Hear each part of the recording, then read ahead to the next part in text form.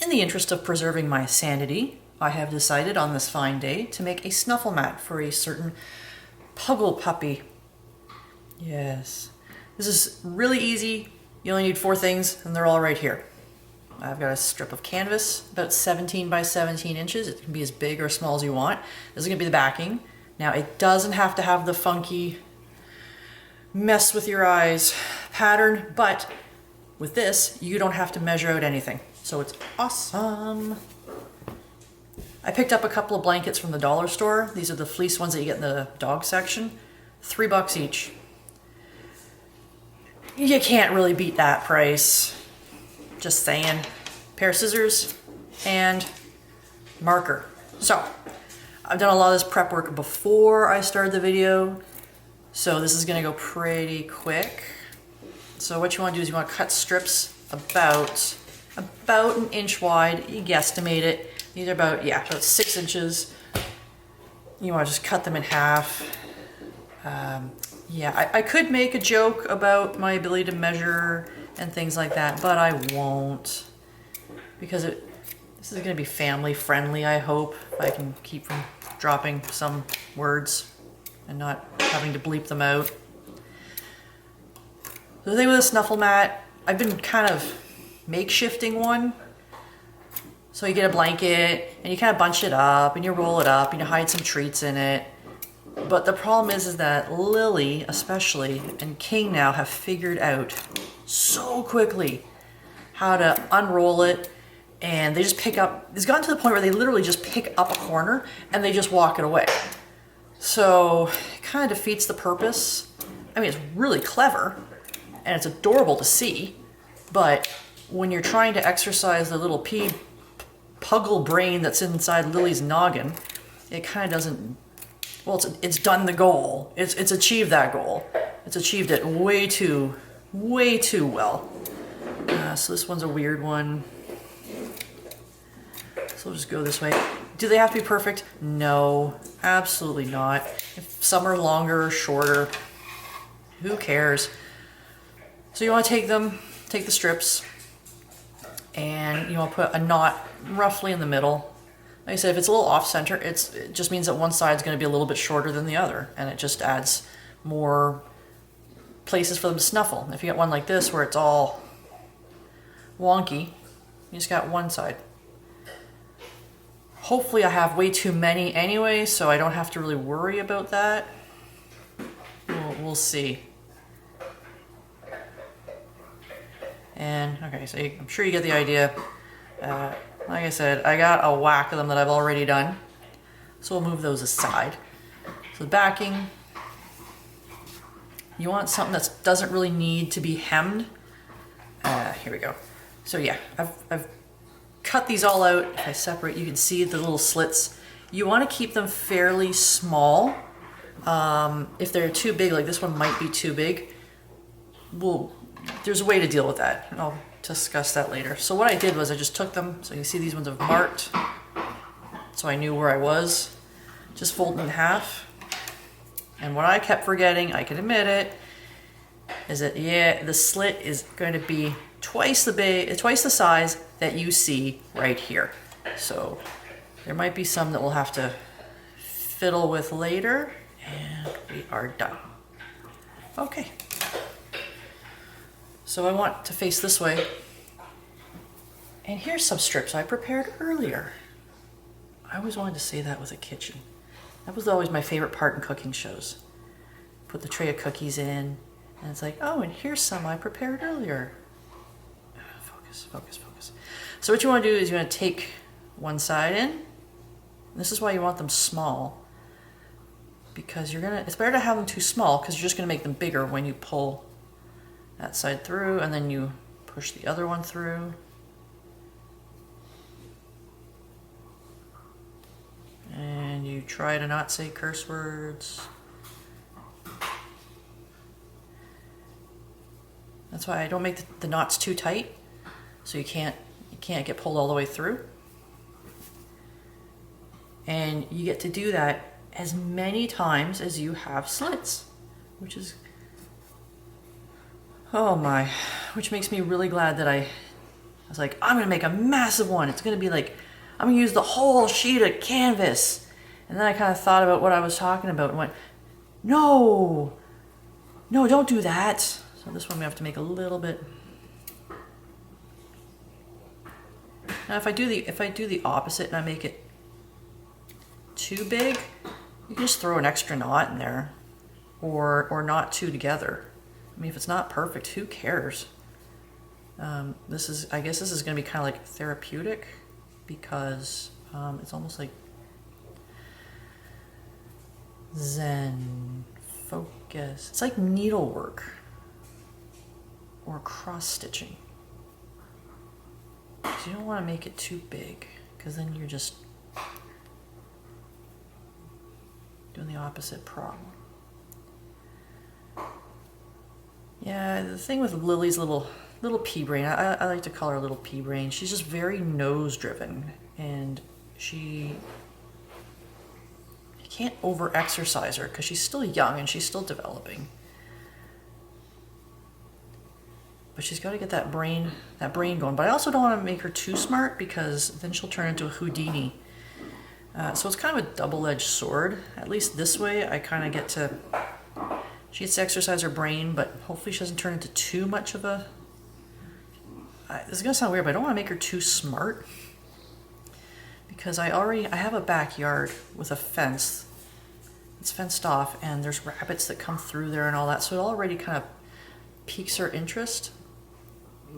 But the rabbits like to chew holes in my back fence, which is really not good when you have a little bendy dog that can easily sneak out.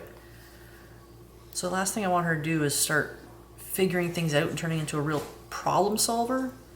But this still gets her scent instinct, gets it working. And that crunching sound that you hear is actually Lily, and they've gotten hooked on these Himalayan yak cheese treats. Like, they're great. Oh my goodness, they are amazing. I used to get them pizzles every time I went to the pet store, and they would just be like, 5 minutes and it's done. They've actually finished a pizzle while they were sitting at the pet store, while we're just gabbing away like a couple of hens. So, you're spending, on a big one, you're spending $10 and it's gone. And with Meathead, it's gone in like a couple of minutes. It's not very economical. And they don't get the same enjoyment from it, because it's like, hey, I got it. Hey, it's gone. So, I had it. Darn. So these things, I mean, I know they say you're supposed to, take them away, give them to him for an hour, let them chew on it, and then take it away. Well, I was finding that, especially with King, he was getting so possessive of it. Oh, isn't that cute? It was like little pom-poms. He was getting so possessive that every time I brought them out, he didn't want to give them up. Not so much with me, but he got really bad with the other dogs. So it just got to the point where I was just like, I'll just leave it down. And now they're kind of used to them, so the novelty has somewhat worn off. Like, they still like them, but the novelty has worn off to the point where they don't just sit there and gnaw and gnaw and gnaw and gnaw and gnaw. And then they're like, yeah, I'll chew on it now and then when I'm done, I'll stop. So, you get the extra large ones here, $15, and it's lasting for days and days and days. I mean, they're not as long lived as Antler, of course, because Antler is just amazing. And bone is just, forget about it. My dogs don't get bones at all. But yeah, these things, they love them. And if I ever run out of Parmesan, I could always probably just use, no, I'm kidding. Actually, I don't know, maybe. I'm not saying I want to try, but I'm not saying I wouldn't. It's cheese, it's human grade cheese, really. So, if you ever see me and I'm chomping on what looks like a giant Parmesan rind, you'll know I gave in. You'll know I caved. Funny thing is, I wouldn't really give my dogs. Well, I mean, okay, other than pizzles, I'll admit, I'll eat a lot of weird things. Pizzles are not one of the things that are high on my list to try. And if you don't know what a pizzle is, it's a piece of dried out bull penis. So yeah, very low on my list of things to do. Oh, I'm gonna make a snuffle mat. Hey, let's talk about bull penises. Not the weirdest thing I've ever talked about. Awkward Convo 101 that I can do. What is the weirdest thing I've ever eaten? You see, this is, I mean, I'm just motoring along. So, if you got kids, this would probably be a great, I was really careful on these ones. This is like a great kind of rainy day. Hey kids, let's get you away from the video games. Stuff a mat. It'll be good for Fluffy. Nah, it'll be good for kids.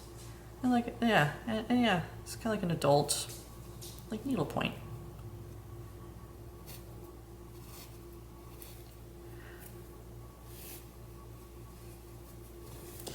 So you can see how it's starting to shape up. And I mean, the selection of fabrics at the dollar store was, fabric sounds so sophisticated. The selection of dog blankets at the dollar store was pretty lacking. I mean, I kind of don't blame them. You don't want it really, you know. Fido doesn't really care. And, you know, the bright colors, yeah, it would show up all the dirt that inevitably gets tracked into the house. But, no, if you got, like, felt, like any kind of, like, not going to be really super, you don't want anything that's going to have a lot of strings coming off of it. You can use that. I read some things other people used other kinds of things as backings, like kitchen sink, kitchen rack holders, liners. That would work. My thing is I wanted something that I could throw into the washer and dryer. And yeah, you could take those tile things and you know, like those rubber tile things, which oddly I couldn't find. And you could use those easily. Yes, Lily dear. But then you couldn't stick it in the washing machine, which, I mean, if you're in a normal place, that's fine. Like if it's warm, oh, that one, see that one pulled right through. So I'll just tie a bigger knot. This one's long enough. This being Canada, the land of ice and snow, I want something that, because I have someone who likes to drool a lot. Well, doesn't like to drool a lot. He just can't help himself. And right now he's hacking up a hairball there or something. Because of King and his drool, I want something that I could wash easily and not something I had to, you know, hose off and then I don't know where I would leave it to dry. It would have to be inside and it was just like air dry eventually in my shower. I don't know. I don't know where I would. But I mean, if you're in a warmer climate and you could leave it outside to dry off, that'd be great. And then the UV also, that'd be fantastic. Like I said, not really an option in the middle of December in southern Ontario. We just lost the snow. The snow is finally gone, mostly. There's a few patches and right now it's almost April. Yeah, it's almost April. If you're watching this in August, you're gonna be like, where are you? Yeah. Wouldn't be surprised if there was snow too. So you can see it's all done. There were a few here that are bigger because I pulled them through and I trimmed it off a bit because I ran out of rags. It's going to need a lot more than you think you do, so just keep that in mind. And now for the big reveal. Ta-da! You do the fluff. And not too bad, not bad at all. And now in the interest of full disclosure, this is my very first one. So I'm actually really happy with how it turned out. But the important thing is, let's see what Lily thinks of it.